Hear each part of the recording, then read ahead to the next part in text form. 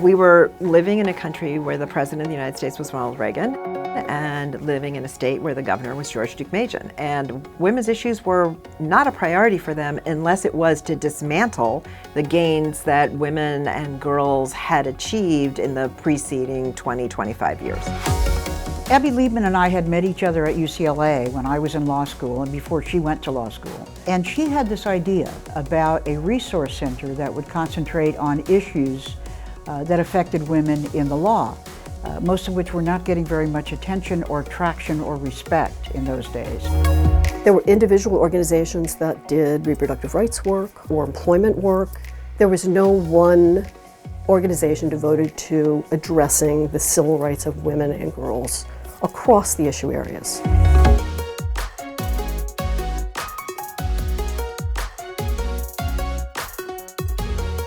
When we first started, we worked out of my living room. We started the Law Center in order to create this California resource for service providers, policymakers, people who needed a place to call and say, here's this problem, something needs to happen in California to address it for everybody who's having a problem, not just the individual women I'm dealing with in my office.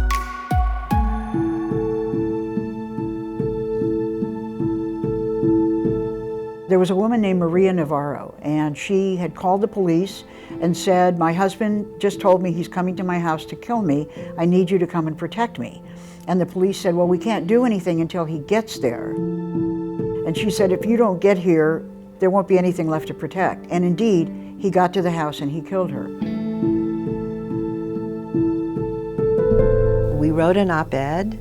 It was published in the Los Angeles Times, and we got not only a very strong response to it, but it planted us firmly in people's minds as true advocates for women.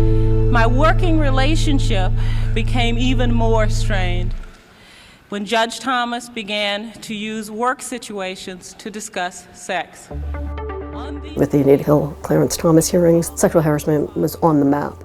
We became inevitably a go-to place for legal expertise and policy expertise and training about, what sexual harassment is. And everybody needed it and wanted it then. So that became a real driver of what, how we spent our time.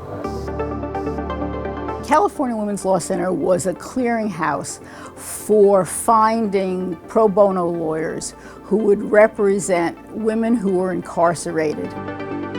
I remember the case that I worked on very well because the woman we were representing, who had been in prison for 17 years for having killed her very, very abusive partner, was actually ordered released from court. We just literally had a fence backstop, I think with some wood, and just a little bit of fence around the sides, but mostly in the infield. And so we were hoping to build on that. Getting the news that we won was absolutely amazing. It felt so good to know that that change was going to be made. The California Women's Law Center helped us open our eyes to things that we didn't know we could speak for ourselves, for women. My first exposure to the California Women's Law Center was when the executive director, Betsy Butler, came to me and said, Connie, do you know that there is a statute of limitations on rape, that a woman or a man can only come forward within the first 10 years? Otherwise, the doors of justice are almost completely closed to them. And we worked together to eliminate the statute of limitation on rape here in California. And I could not have done it without the California Women's Law Center.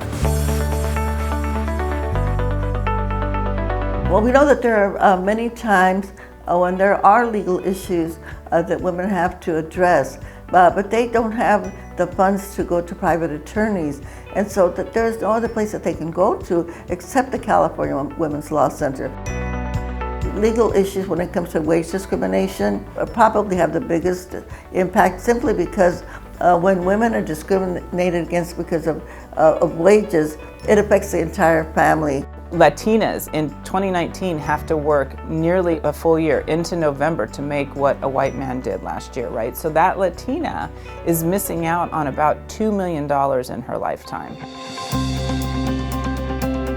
The work that the California Women's Law Center does really does change lives. I think the biggest impact that the California Women's Law Center had from its inception was the fact that it existed.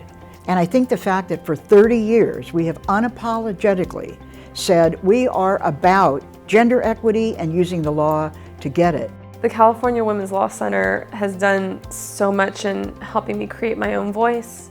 I now have 2 granddaughters, and I continue to be involved because I am very concerned that the world that they grow up and become part of is a world that is fully open to them and welcoming of them. We still have a lot of work to do to maintain the rights that we already have for women and to build upon them. I just want to thank the California Women's Law Center for everything that you do, everything that you have done, and everything you will continue to do. You inspire me, and I'm honored to get to work with all of you. Viva the California Women's Law Center.